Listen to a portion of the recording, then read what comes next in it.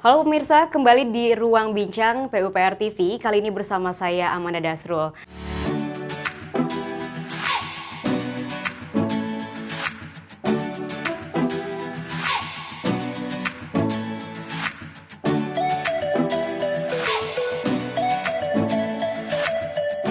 Kali ini kami akan membahas terkait bagaimana peran Kementerian PUPR dalam membantu pemerintah untuk mempercepat penanganan pandemi COVID-19 yang saat ini sedang menjadi momok utama yang sedang dihadapi dunia, bukan hanya Indonesia. Nah, saat ini saya sudah bersama dengan Bapak Endra S. Selaku Kepala Biro Komunikasi Publik Kementerian PUPR, kita akan berbincang-bincang langsung dengan Bapak Endra untuk mengetahui apa saja yang dilakukan Kementerian PUPR dalam membantu penanganan pandemi COVID-19 ini. Pak, mungkin sebagai pembukanya nih Pak, sejauh ini apa saja sih Pak yang sudah dikerjakan oleh Kementerian PUPR untuk membantu pemerintah nih Pak dalam penanganan pandemi COVID-19 ini Pak? Iya, terima kasih Mbak Manda. Jadi intinya kalau Kementerian PUPR ini kan diserahi amanah untuk membelanjakan uang negara ya, itu dalam jumlah yang signifikan.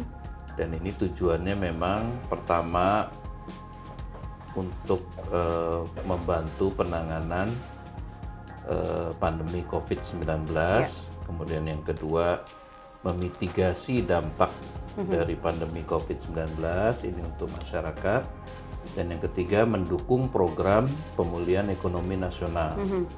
Jadi untuk yang pertama itu dalam rangka dukungan Kementerian PUPR bagi penanganan COVID, itu secara langsung kami menyediakan prasarana dan sarana kesehatan, terutama rumah sakit, Mbak. Jadi rumah sakit ini yang pertama di Wisma Atlet ya, rumah sakit darurat di Wisma Atlet Kemayoran. Yang kedua itu di Pulau Galang di Batam, yang tujuannya itu untuk menampung saudara-saudara kita yang baru pulang dari mancanegara yang bekerja di luar. Nah, itu ditampung di situ, kemudian diobservasi, diisolasi ya, ada karantinanya juga. Untuk kita bisa mencegah penyebaran lebih lanjut. Kemudian rumah sakit berikutnya, rumah sakit akademik di UGM.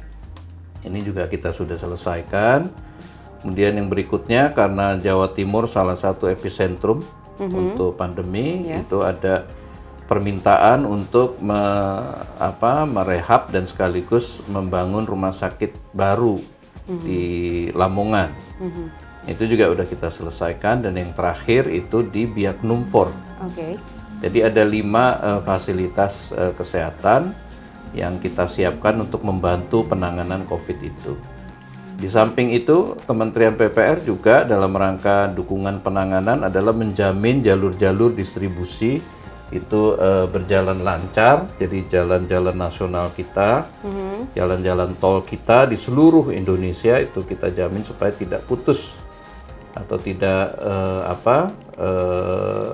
rusak ya, supaya distribusi obat, distribusi makanan itu bisa sampai ke masyarakat, sampai di pedalaman ya.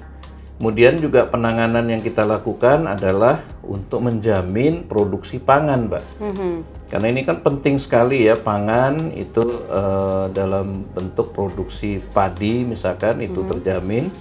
Nah, itu dari bendungan-bendungan kita, irigasi kita terus mengairi sawah-sawah yang ada. Nah, ini menarik nih Pak. Mungkin kan kebanyakan masyarakat atau publik tuh taunya PUPR tuh berhubungan sama infrastruktur aja, bangunan gitu ya Pak. Kalau rumah sakit mungkin kita memang sudah tahu, tapi seperti yang tadi Bapak bilang soal irigasi segala macam itu tuh biasanya tuh daerah-daerah mana saja nih Pak yang saat ini sedang jadi prioritas untuk penanganan ini? Iya, jadi seluruh Indonesia kita kan punya 230-an bendungan ya. 230-an bendungan. Nah, ditambah bendungan-bendungan baru. Nanti kalau tahun 2024 kita insya Allah punya 300 bendungan. Nah, itu yang merupakan sumber utama dari irigasi kita. Karena dia menampung hujan pada saat musim basah, kemudian dia menampung air untuk disalurkan pada musim-musim kering seperti ini, Mbak.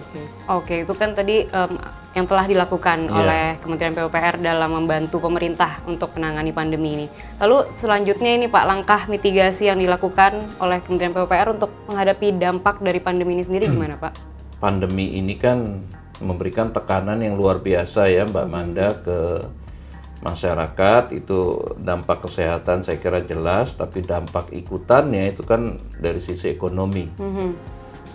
Misalkan angka pengangguran meningkat, itu kalau saya tidak keliru itu hanya dalam tempo 2 bulan itu meningkat 2 juta, jadi dari 5 juta sampai 7 juta sekarang angka pengangguran. Kemudian juga pertumbuhan ekonomi kita tertekan, itu sampai barangkali sekarang di kisaran 3 atau 4% di bawah 0, artinya kan sudah minus ya. Nah kita lihat investasi kita juga kurang baik ya di 6 bulan ini, kemudian ekspor impor juga rendah, dan yang konsumsi masyarakat, daya beli masyarakat kan juga turun, tertekan ya.